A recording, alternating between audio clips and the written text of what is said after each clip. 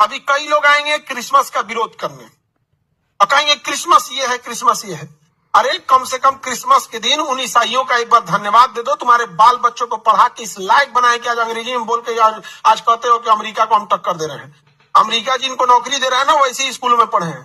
तो कल क्रिश्चियंस का अपना त्योहार आएगा, सड़कों पे कुछ जोम्बी घूमेंगे सब ऑनलाइन। आज वो जोम्बी समझते केकरो नोच वोच के पागल होते हैं, नोच लेगा केकरो यहाँ पे। तो आजकल डिजिटल जोम्बी घूम रहा है।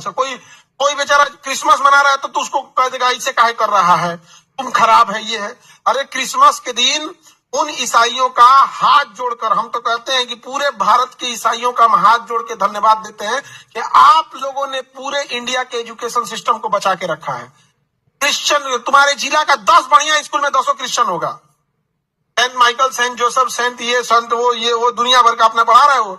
और इस बात का भी धन्यवाद दो, तुम्हें जबरदस्ती उसने नहीं कहा होगा क्रिश्चियन बन जाओ, और कभी नहीं कहा होगा हालेलुया, आगे बोला होगा गुड मॉर्निंग, मतलब तुम्हारा सुबह अच्छा हो, गुड आफ्टरनून ये हो, ना ही कभी नमस्ते, ना ही कभी अस्सलाम वालेकुम, कुछ नहीं। हम लोग, वो भी चाहता था अपने धर्म का बात बोल सकता था। संडे को छुट्टी दिया, आप मत आइए, अपने स्कूल में एक चर्च रखा है उसमें जाके चर्च में पूजा कर लिया, आएंगे तो भगाएगा नहीं, लेकिन जबरदस्ती नहीं किया, जबकि आप उसके चौखट पे डेली जाते हैं, डेली। लेकिन कभी आपने नहीं सीखा। वहां पे प्रेयर कराएगा इंग्लिश में, अपना कुछ कहानियां उपदेश सुनाया जाएगा। ईसा मसीह ने कुछ अच्छे उपदेश दिए तो उपदेश सुनाया जाएगा। ये नहीं होगा कि आप अपना लीजिए, उनके उपदेश थे।